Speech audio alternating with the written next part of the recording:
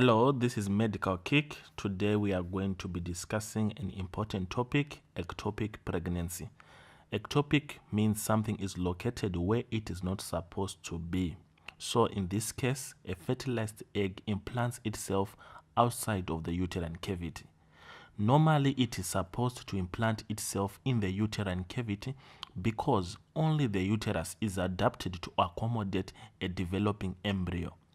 The uterus has a very unique epithelial layer called the endometrium, composed of two layers, the functional and the basal layer.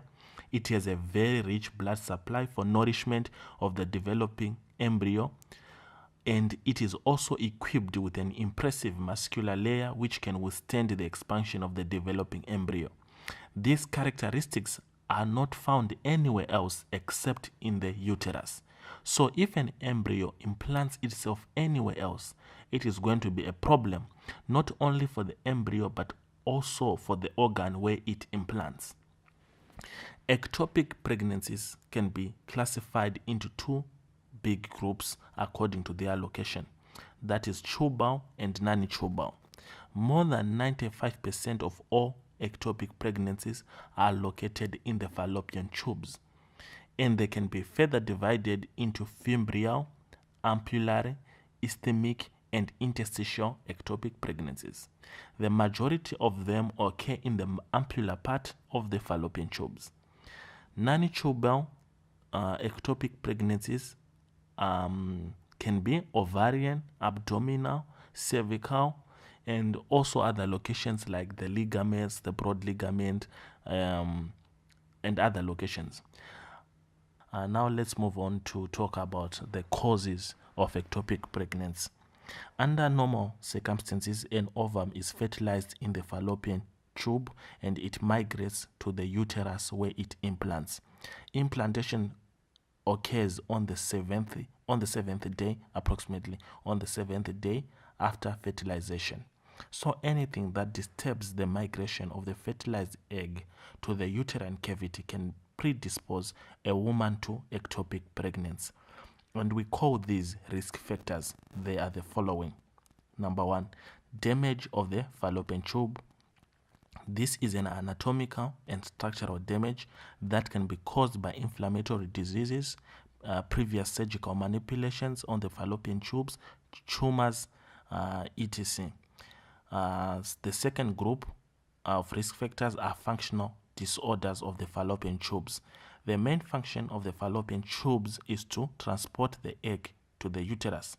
They achieve this by peristalsis and by the sweeping action of their ciliated epithelium. So anything that can disturb these physiological mechanisms becomes a risk factor. For example, contraceptives that contains progesterone can inhibit peristalsis of the fallopian tubes. So it's a risk factor. And also smoking, it has a negative effect on the cilia of the fallopian tubes. And also another risk factor is multiple sexual partners. When a person has multiple sexual partners, this increases the chances for development of inflammatory diseases.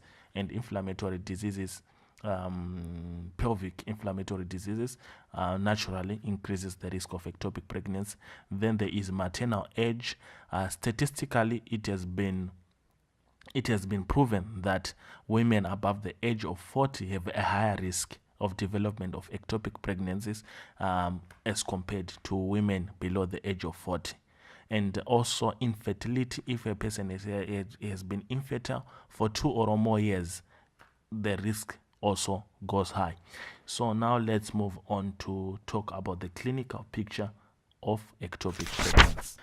The clinical picture of ectopic pregnancy depends on its location and stage. According to stages, it can be divided into progressing and terminating. Progressing means that the ectopic pregnancy is still developing and it's not yet causing any problems. It is still very small and the fallopian tubes can accommodate it.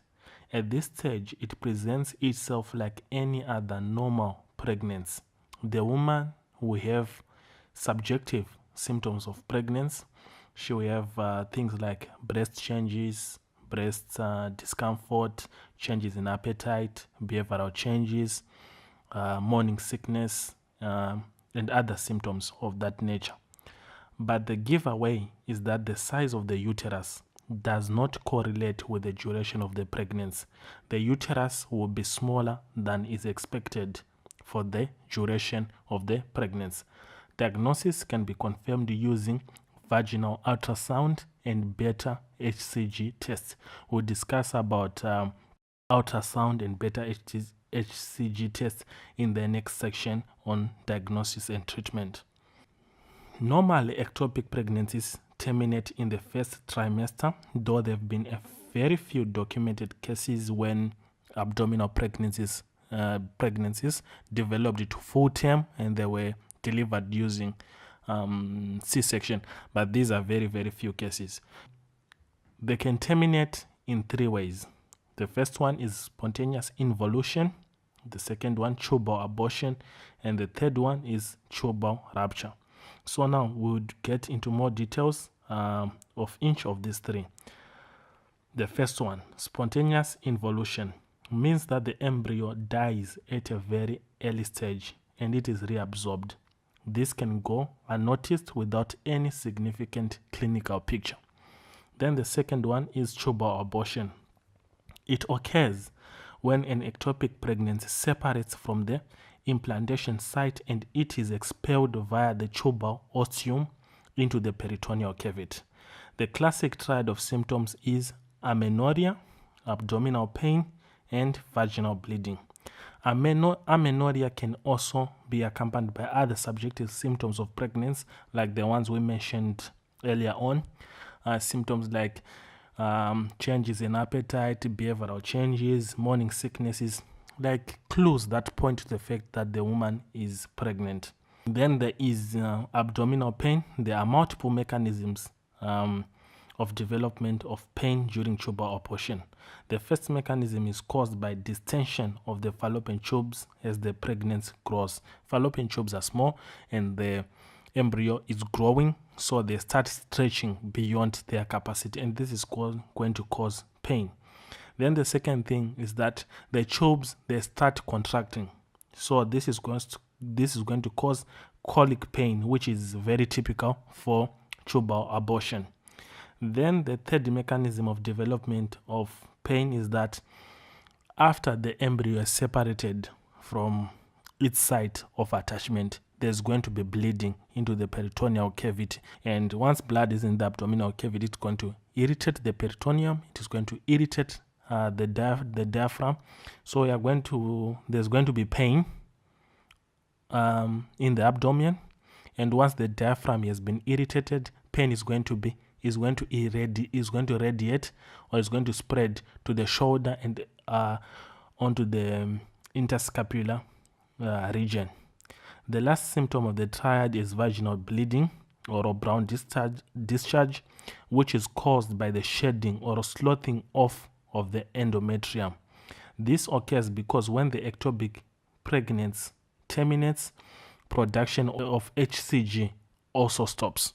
And you know that HCG is the one which is responsible for maintaining the corpus luteum, and the corpus luteum produces progesterone, and progesterone maintains the inside layer of the uterus. So once the pregnancy terminates, HCG also stops, the corpus luteum involutes, no progesterone.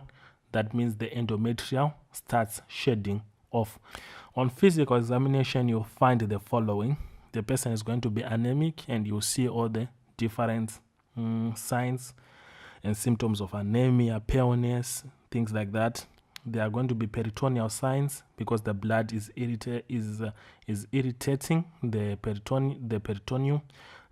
So you see rebound tenderness, guarding. And on vaginal examination, one important thing you're going to see is cervical motion tenderness. And another thing is bulging of the posterior fornix of the vagina. This is because once blood gets into the abdominal cavity, collect in the pouch of Douglas. So there's going to be bulging. So that's the important things under tubal abortion. The third and final way in which an ectopic pregnancy can terminate is tubal rupture.